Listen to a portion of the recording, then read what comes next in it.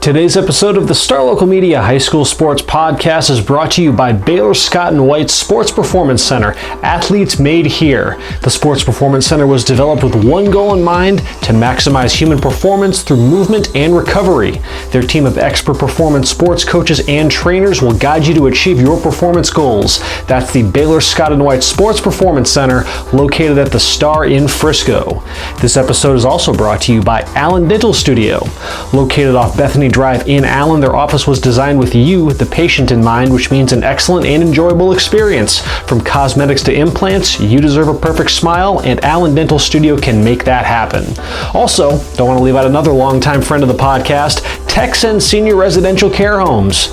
With locations in Carrollton and Dallas, Texan Senior Residential Care Homes offers an affordable, high-quality alternative to senior living. Call now at 469-400-7650. That's Texan, spelled T-E-X-S-E-N, Texan Senior Residential Care Homes.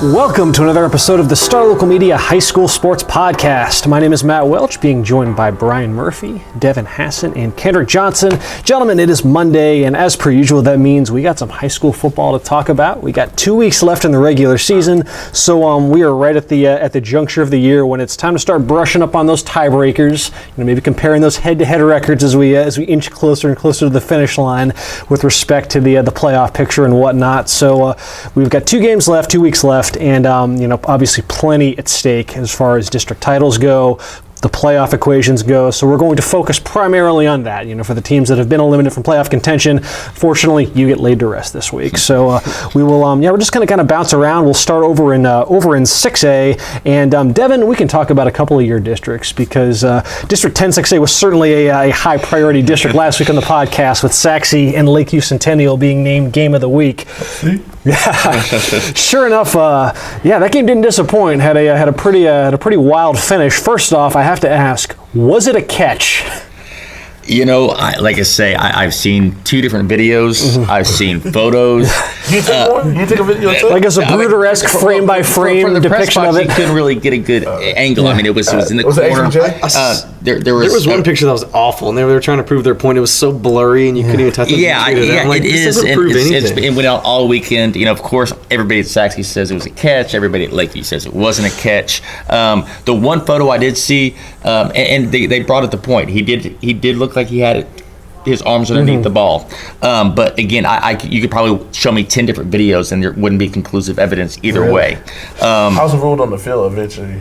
The officials. At first, I know what it was eventually. The officials didn't rule anything for about 30 to 45 seconds. They got together, they talked. Everybody's just waiting around, and then they finally ruled it a touchdown. And obviously, there's no replay in high school, so what they say goes. But yeah, it capped a really bizarre, crazy finish. Lakeview looked like they were in control. Mm-hmm. They're up 14-10. They're just trying to make Sachse burn their timeouts, and then it was a wet night. The fumbled exchange between the quarterback and the center set Sachse up at the 30-yard line. Sachse still, again, had to convert on 4th and 10.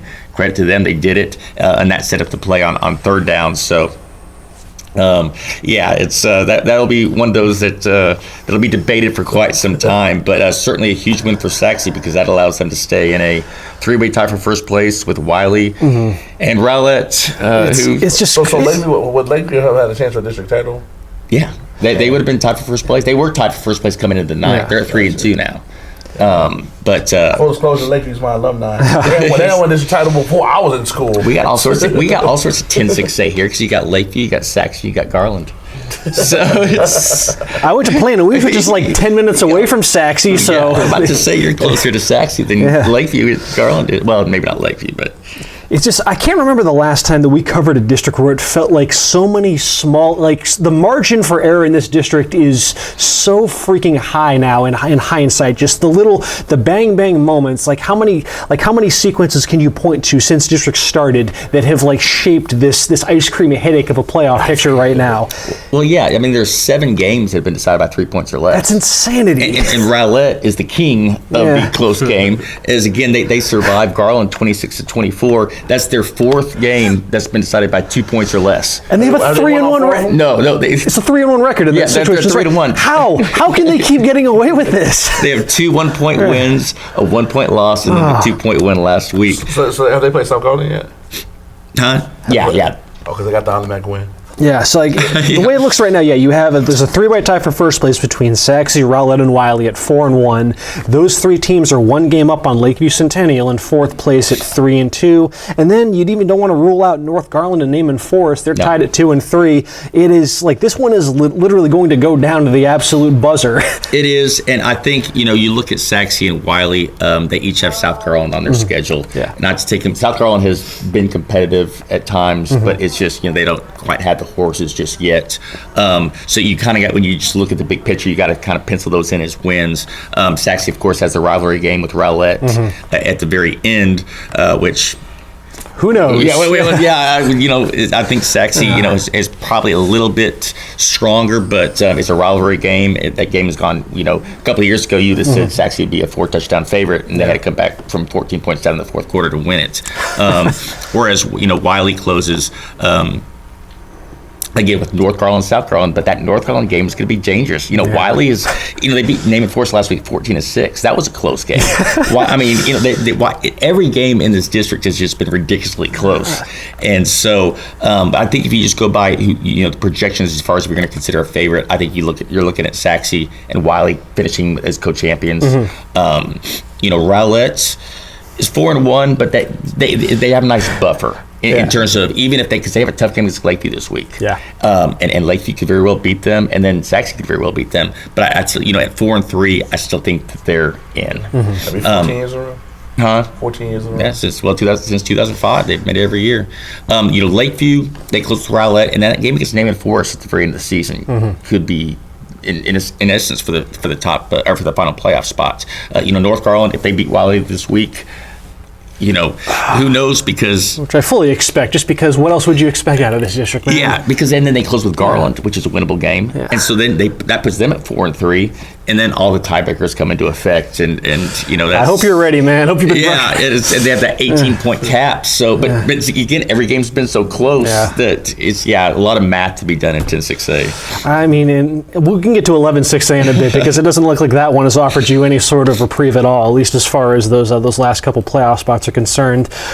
We can talk a little 9-6A just because we'll get an idea of, at the very least, who the top team in the district is going to be after Friday, because we'll finally get the Allen Prosper game. Certainly the game lost a little bit of luster with Prosper taking the loss to Jesuit. As it stands right now, though, Allen is in first place at 5-0. Prosper and Jesuit gridlocked in second place at 4-1. That was a 3-way tie last week, albeit though after Jesuit was able to take care of Plano 34-26. The Wildcats have dipped down to fourth place at 3-2, and that's where things kind of get interesting going forward, because as we were talking about earlier, Kendrick, like everybody's still in. Yeah. Everybody. unless you're Plano West. Unless you're Plano East, and I think Plano East has been technically limited as well. So unfortunately, the hopes of Plano ISD extending its playoff streak, they rest solely on the Wildcats' shoulders right now. And I'll cut you off. When you say realistically, if Boyd beats Plano this week, that would almost guarantee a McKinney score gets in. It can definitely, I'm not officially, but unofficially. Because we have two games in this district that are going to, it could potentially finish off the playoff picture, or it could just make things really, really murky heading into that final week, because you have McKinney Boyd traveling to Clark Stadium in Plano to take on the Wildcats, and then you have McKinney in fifth place at 2-3. They host Jesuit, and Plano still controls its own destiny at the end of the day. So does Boyd. I think they may be that the point thing, but I know Boyd wins the 2 games against Plano and McKinney. They have a legit shot of getting in. Plano, McKinney can win 2 games, and they need some help. Yeah, the fly in the ointment would be in that case if Plano were to beat Prosper in the last week. Plano just needs a win, period, and they're in. They're 3-2 right now. They have a 1-game lead on McKinney plus the head-to-head over the Lions. They just can't let McKinney pass them in the standings, and they're fine. And you look at what they have left. Plano has Boyd Friday. on paper, it feels like the Wildcats have the advantage in that one, but in the wake of what happened on Friday against Jesuit, there's been a bit of a development at a wide receiver for them that has me a little bit like I still would favor Plano, albeit probably not by as much, just because we've talked ad nauseum about the strides that Plano passing game has made, and no doubt, like Oliver Towns has had, the best year Plano quarterbacks had in quite some time. But a lot of that hinged on the growth and the big playability and the ability to produce after the catch by guys like Nolan Williams, Jaden Chambers. There's a chance Plano might not have either of those two against McKinney Boyd. I saw them against McKinney High, and Williams put on the show. He had like 4 or 5 catches, 118 yards. And 3 tubs, and all 3 of them were over 40 yards. And he has not played in their past 2 games against East or Jesuit, and then against Jesuit, Jaden Chambers had a great first half. He had 4 catches for 106 yards in the first half alone, and then he injured his knee late in the second quarter. It's not seriously affecting Towns. I noticed I didn't see them play since the McKinney game, but his stats don't seem the same. Well, he's very efficient against McKinney. They were, because the thing with Friday's game, it was like all of the games that we covered. It was like the weather was terrible, so they weren't exactly conducive conditions for throwing the ball all too well. And it took, when Jaden Chambers went down, it took Plano's offense a good quarter and a half to just finally get something going through the air again. They're having to, because that's the thing, like they get good stuff from their tight end, Christian Sabatini. Their running back, Tylen Hines, he was huge in the passing game as that went along. He had 2 catches for 81 yards in the fourth quarter and 2 touchdowns. Get that man the ball. He's special. He's a junior, right? Yeah, just a junior. But without Williams and Chambers, like just the as far as finding like surefire proven production at the wide receiver position, they're definitely having to shuffle the deck around. So if they are going to be without those 2, it's definitely going to be a bit of a different ballgame. They're really going to have to hope that run game wakes up. They had a really tough time moving the ball on the ground against Jesuit. We'll see how that kind of recalibrates things, because Boyd's the win-loss record is not pretty at all for McKinney Boyd, but their defense does have they've shown potential for sure. The top 3 in the district could be right behind Allen, give or take where you look at, because they have the secondary with Jay Fex and Play Wide. They've been very consistent. And their linebackers, Jimmy Fex is very underrated. He's like one of the top sophomore linebackers in the nation. He's like Sean Lee. He's always running the ball. And what happens is they stay on the field too long in the second half. I'm pretty sure if you look at the numbers, they're way different from the first half to the second half. Like you saw in the Jesuit. Oh, yeah. That was exactly why they lost the Jesuit game, is the defense just could not get off the field. That's definitely just a subplot to keep an eye on heading into that Plano Boyd game. Again, Wildcats are probably the on-paper favorite, but the math has changed a bit. 9-6-8. Yeah. If they lose that game, though, if Plano does lose that game, and if McKinney were to beat Jesuit, which again, like Jesuit has shown enough that like they should be able to take care of McKinney, especially in the wake of. Would you be safe to say that that it would be only fitting, because like I know I've been covering this district for 3 years, and every year it's come down to the last match. Like 2 years ago it was McKinney with the points and Boyd. Boyd won, but not about enough points. Last year McKinney had to beat Boyd in the street to get in. It's like it's only fitting that the final night of the 9-6-8 season has some kind of drama. It's certainly in play depending on what happens Friday this week, because like I said, those games are going to so they can either finish off the playoff picture and we'll have Allen, Prosper, Jesuit, and Plano, or we could just head into that last week and then it is just all sorts of chaos. So that's at least a look at kind of where 9-6A is at right now. Devin, we alluded to 11-6A, and we know who the number 1 seed is going to be. For sure. Longview just running away. They're undefeated. Haven't met a whole lot of resistance along the way. You have Rockwall in second place at 4-1. We'll see if they get tested Friday against Mesquite. I know you alluded to last week that Mesquite has the potential to perhaps give them a tougher game than at least we may think. What happened to Mesquite Horn? Because now all of a sudden that last playoff seed is getting juicy. Yeah, it's pretty clear cut, because Longview and Rockwall are in. Barring really the only thing that could really make things just getting into tiebreakers is if Tyler Lee were able to upend Longview this week. That would cause some chaos. But assuming Longview takes care of business, this is a Longview team that beat the second best team in this district 49-3. So I'm not really forecasting a huge upset. But assuming Longview takes care of business, then Mesquite's in. Even Mesquite has that tough closing stretch with Rockwall and Longview. But even if they drop both, they should still be in. Because if assuming Longview beats Tyler Lee, that will leave them and Horn, who needs to take care of business against North Mesquite. They'll leave them tied going into the last game, and they play in the last week of the regular season. So it'd be, winner take all. Yeah. And so, Rockwall though is, if Mesquite can knock off Rockwall, that they're both going to be the Division I teams, and that could be for seeding. But again, they still have to close with Longview, and so that makes things dicey. But Longview is going to be the top seed in Division II. Again, so it really comes out of that last game between Tyler Lee and Horn, where the winner's in, the loser's out. So what's your current read right now on kind of how you think things are going to shake up? Because obviously, again, that Horn-Heath result definitely threw a bit of a fly in the ointment on kind of the projected order of things. Yeah, I mean, and Heath is one of those teams that's been close. It's not like they've been run off the field in any of their district games. I mean, it was a tough game against Mesquite. They've played well. They played Rockwell tough, but they also once they went 0-4, that pretty much eliminated them from contention. Yeah. So they kind of reduced their role of spoiler. But so it's kind of hard to. That game against Horn was a good game. Horn came up short, but they're still, again, they're right there in position. They play North Mesquite this week. That's a game they probably should win.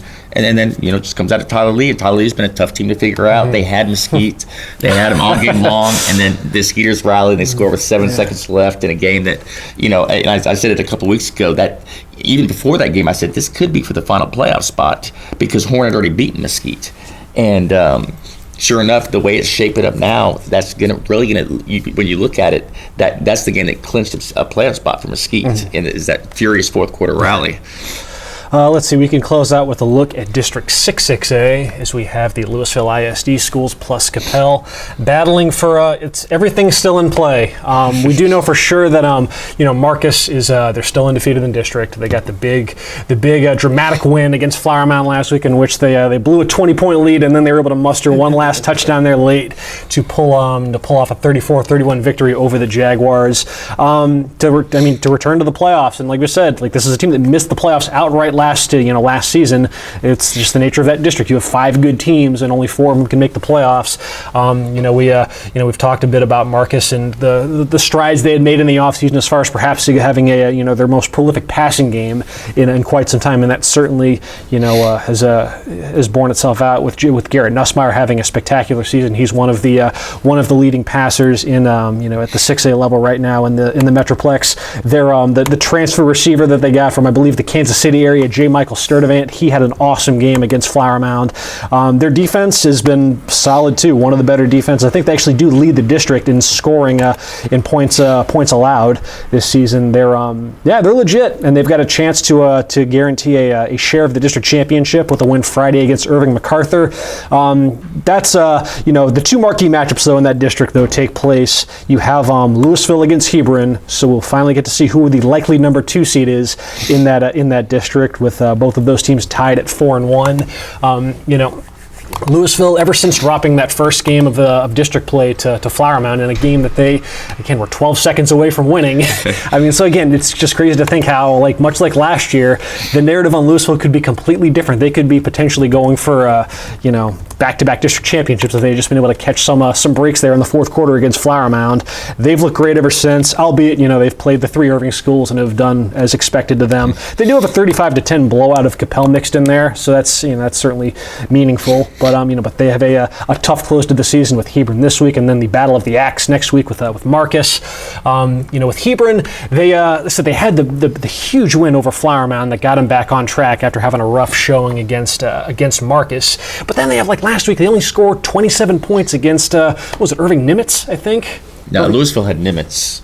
Was it then MacArthur? MacArthur. Okay, yeah. I get him confused. It was somewhere in school. It was 27-10, and again, like I said, there was bad weather, so there's a lot of stuff that happened last week that you're not entirely sure how much to truly buy into because bad weather can create a very unconventional football, so to speak. So, but nevertheless, the stakes are obviously very high for that one. The winner is likely looking at the second place finish in that district, and then you have the game between Coppell and Flower Mound, which is very well could be outright for that last playoff spot. Because all of a sudden now, where it looked like Coppell was walking wounded, after losses to Marcus and Lewisville and Hebron and whatnot, they still have a chance. They're just one game back of Flower Mound in the standings. Flower Mound's in 4th place at 3-2.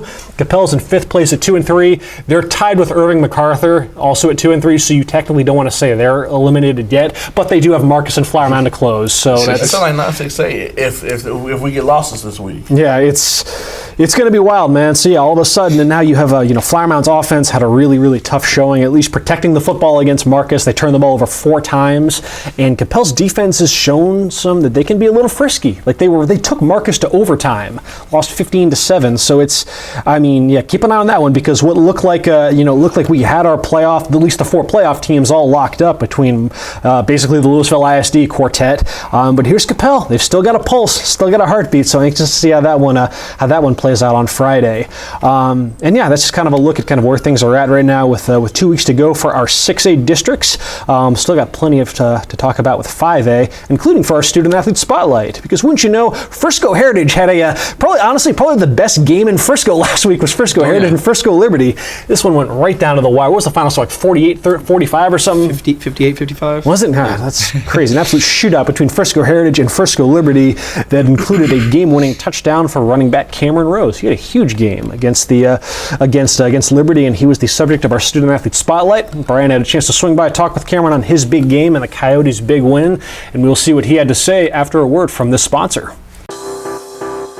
Today's podcast is brought to you by Star Local Media. 14 newspapers and websites with a print distribution of 270,000 homes and monthly page views of 600,000 online. Star Local Media, your community voice for news. And now, let's get back to the podcast. All right, I'm here with Frisco Heritage senior running back Cameron Rose. Cameron, thanks for hopping on the podcast. We're finally showing Frisco Heritage some love finally this season, man. So y'all picked up a big district win last week. Technically, it's y'all's second district win, but first on the field, we won't talk about the Independence game, but y'all picked up a 58-55 win last week against Liberty. Man, first, how crazy was that game? Man, it was crazy. It was a lot of emotion in that game because earlier we got in a fight and they were just kind of a chippy team and they kept chirping and we just had to come out, fight. At the end, it got real crazy because it was a close game and we had to hurry up offense, and it was just a crazy game and it was a great win for us. Yeah, what was that like to pull that off? 58-55, such a high-scoring game. You don't really see games like that too often. Where it's just a shootout and then it comes down to the final possession. Man, what was that final drive like? It was really just unreal, but as soon as I stepped on the field with all my brothers, I knew we were going to get down there. I knew we were going to drive. And I remember the first play, it was an inside zone play. I got 15 yards. I was like, we're going to go down and score. Everybody was in it. The receivers were blocking. O-line was getting the push, and I just knew we were going to go down and score. Now, you filled up the stat sheet, over 170 yards, 3 touchdowns. Would you say that was your best game in your mind of the season? You've had a lot of big games so far this year as a senior. I would say this is my best game just due to the circumstances of the game. Like high motion, one of our key players on defense got kicked out of the game. Everybody was on edge. They were all upset. Even I was upset.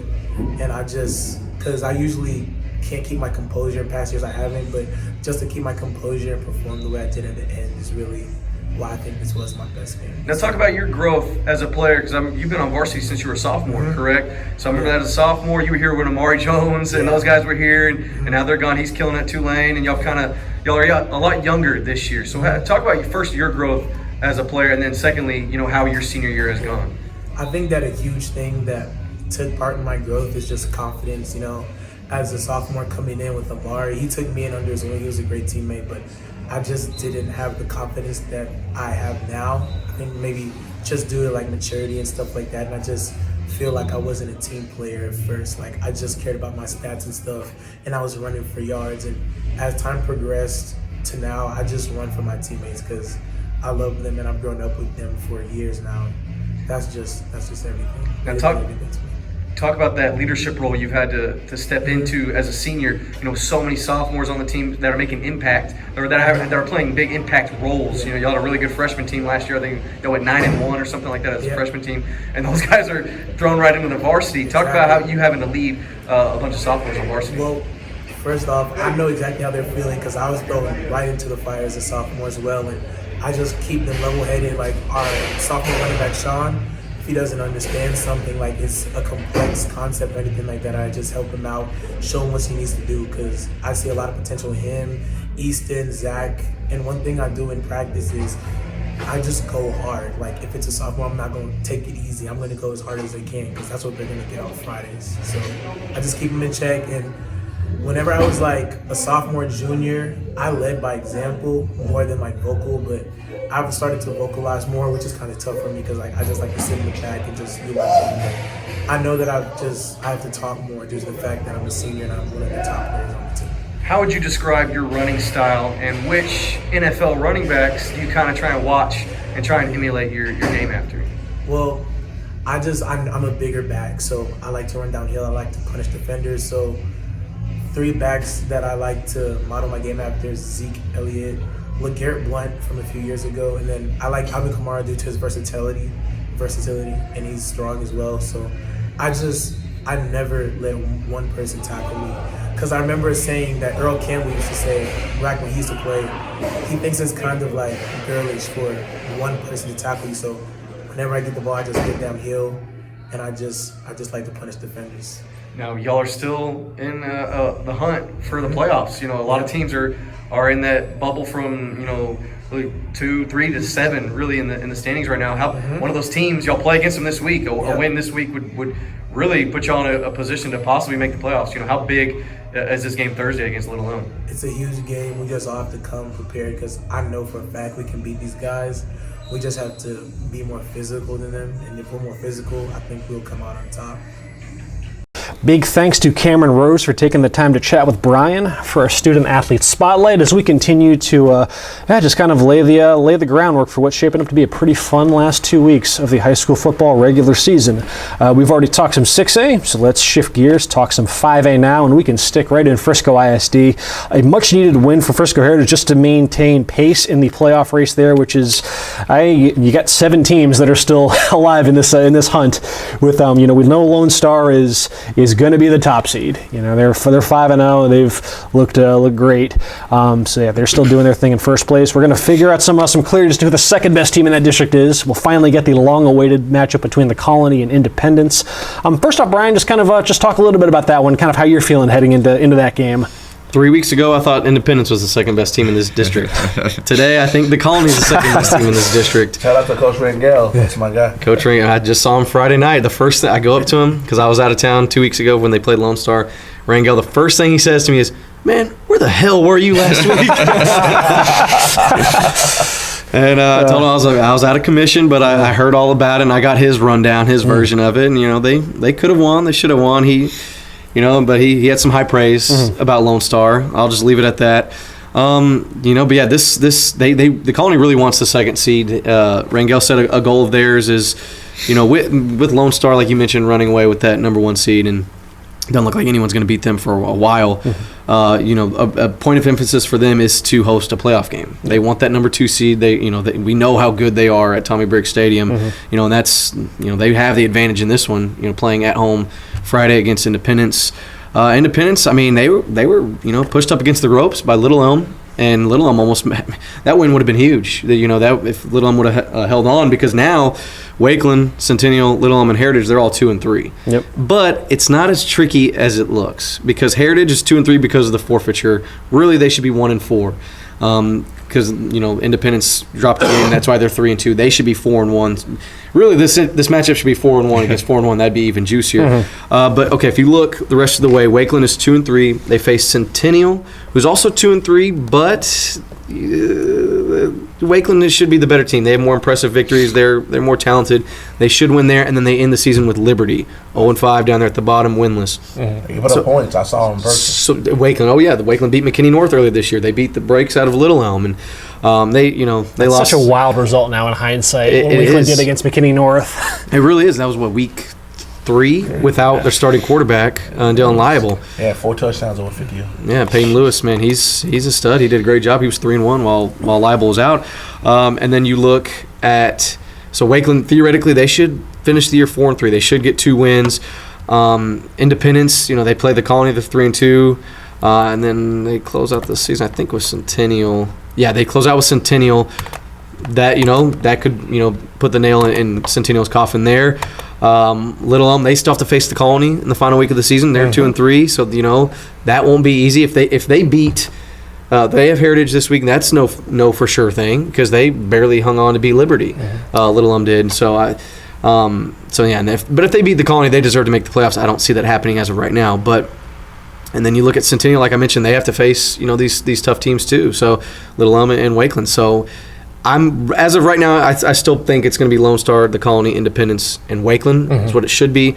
But right now, everything's all jumbled up and looks interesting. Yeah, for your sake, I hope so. Just because, again, much like District 10 6A, there's some massive tiebreaker chaos in the makings there for that last week. If results break a certain way this week, over in 7-5A Division 1. This one talking my language.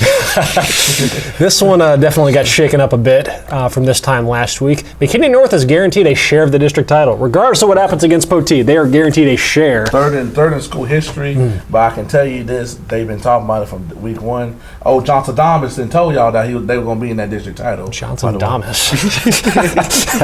That's new. What is that?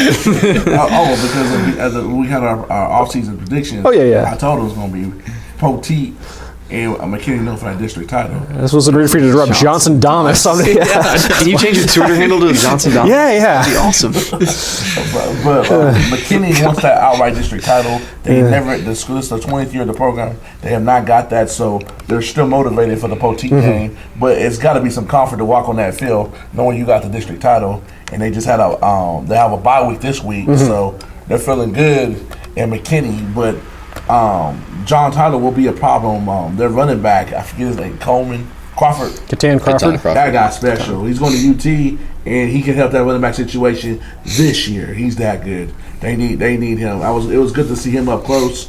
Poteet, they took a loss to West Mesquite. My man Devin would know, but he was pretty good too. He wasn't as sharp as Johnson Damas, but we had the top 4 because at the end of the day, it's going to be McKinney North, Poteet, John Tyler, and West Mesquite in the playoffs. That's what we're going to predict. We'll see. I mean, I know Sherman. If the game was in Sherman, I would be picking Sherman this week. Well, Poteet's in an odd situation right now because they could be the district champions in the top seed in the playoffs. They could also finish 4th. I mean, it's just it's all in play. They have tough games. Obviously, Kendrick mentioned John Tyler this week and McKinney North. I mean, they're the 2 top teams right now outside of Poteet. And so they could finish 3-3, and depending, West Mesquite, that was a huge win for them last week in terms of momentum, in terms of confidence. But it's not necessarily the biggest thing in terms of the playoff race because, they play Sherman this week. Sherman and Texas High are at 1-3. So even if West Mesquite beats Sherman to go to 3-2, Texas High is Wiley East. So you pretty much expect them to win to go to 2-3. Well, those 2 teams play. West Mesquite and Texas High play in the last week of the season. So Texas High wins that, pulls even with West Mesquite's 3-3. If it's a 2-way tie, when it's head-to-head. Oh, yeah, now, absolutely. If Poteet then drops 2 games, and then you have 3 teams tied at 3-3, then we get to the fun with the points. And, let him worry about that. Yeah, and again, I believe it's they were double-checking. I believe they told me the other night it was a 14-point cap. Okay. Well, West Mesquite got the plus 14 against Poteet. Poteet has already beaten Texas High 55-10, so they're plus 14. But again, I need to double-check that because if it's 17, then because again it changes every couple of years, then that could play a factor in it. And again, then it would come down to the score of that last game. And I think that probably favors the 2 Mesquite schools because I think even if Texas High were to beat West Mesquite, I don't think it's going to be in a blowout.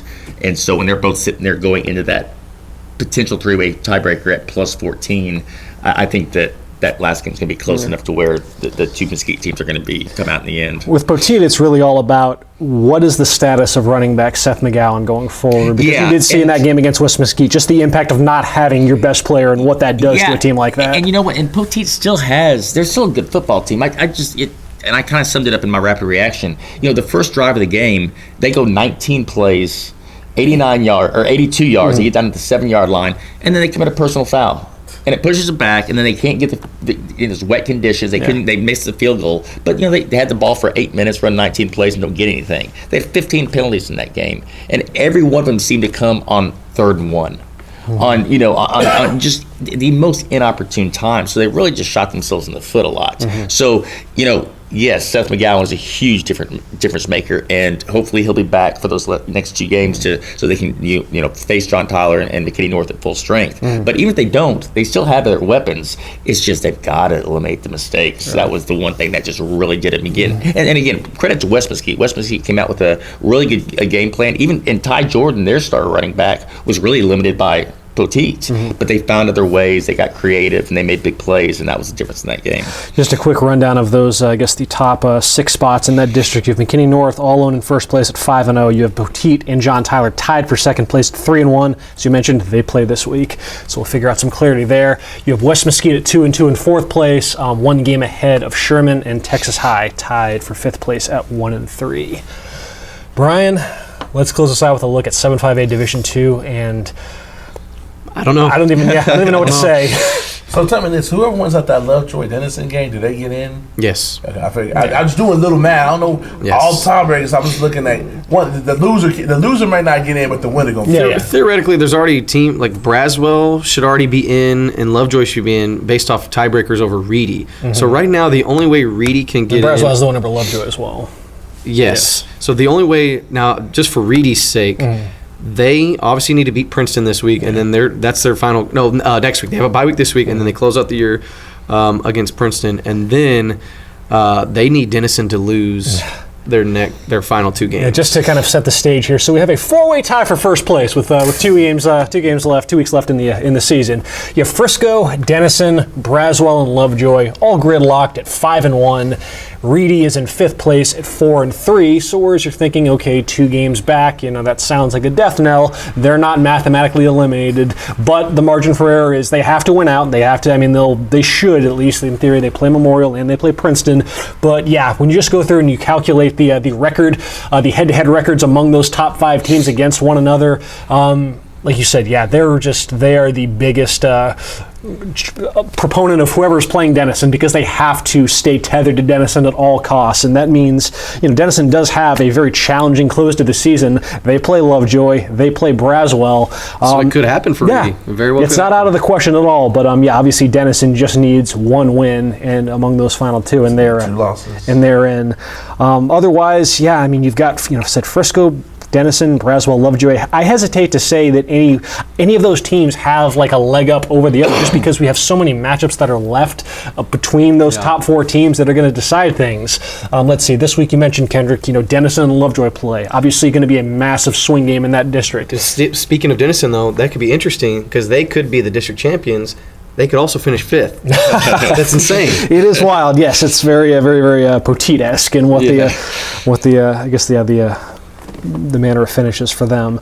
You have Frisco, which does have the head-to-head over Braswell and Reedy, so that helps. As far as, at least right now, what we know as far as the teams that have a positive head-to-head record among those top 4 teams, or those top 5 teams, I should say, Frisco is 2-1 against those top 5 with wins over Braswell and Reedy.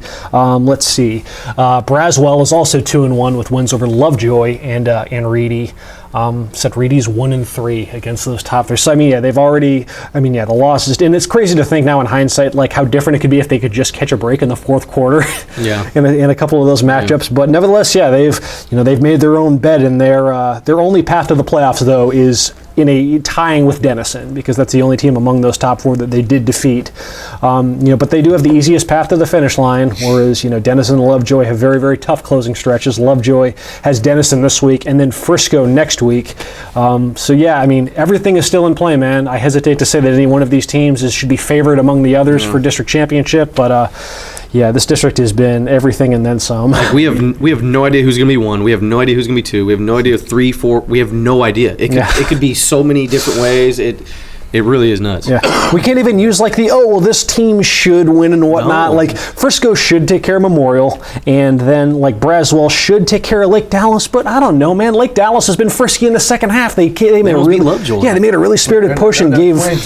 They were playing for a 2-point conversion. Yeah, they scored late and had a 2-point conversion to potentially tie that game up that they failed on. They made that big second half push against Reedy. Lovejoy's they've been inconsistent as all get out, but man, they can be. I hesitate to to say that should be just a cakewalk win for Braswell. Yeah, imagine winning 5 district games, and not making the playoffs. That's a kick to the That head. is. But that's what happens when you're in a 9-team district. That's a cold world out there, man. And for the Frisco schools, man, it's brutal in that world. Oh, yeah. Yeah, so that's, I mean, and not even that, but I mean, like, so Reedy right now is, they're 4-3 in district. I mean, they should be 6-3 at the end of the day, and that still might not be enough. What a district, man. What a district. I don't know. I don't have anything else to add. I'm almost feel like Taylor a couple weeks ago, or I'm starting to, my brain's starting to hurt a little bit trying to make sense of this one. Oh, yeah. So, yeah, that's a look at our 3. Stay tuned, everybody. Stay tuned. Plenty to be decided. But if you need to know something, I have very full confidence in Devin, my man Murphy, and Matt can break it down in our respective districts if you want that inside scoop, or you want Johnson Thomas to let you know what's going to happen. I like Devin Thomas better. That has a better ring to it. Kendrick just freestyling over here. Johnson Thomas, man, that's awesome. Awesome. That'll, yeah. And that'll do it for this episode of the Star Local Media High School Sports Podcast. We'll be back on Thursday to do our usual preview. That means you can go vote on our game of the week. The poll is up on the website, starlocalmedia.com. 5 quality matchups. We've got a loaded slate of games this week, so definitely some stuff that is worth your consideration. We'll be back Thursday to break down whatever y'all vote is the game of the week, plus some of the other marquee matchups in our coverage area. Until then, folks, you keep enjoying your week, and we will talk to y'all later.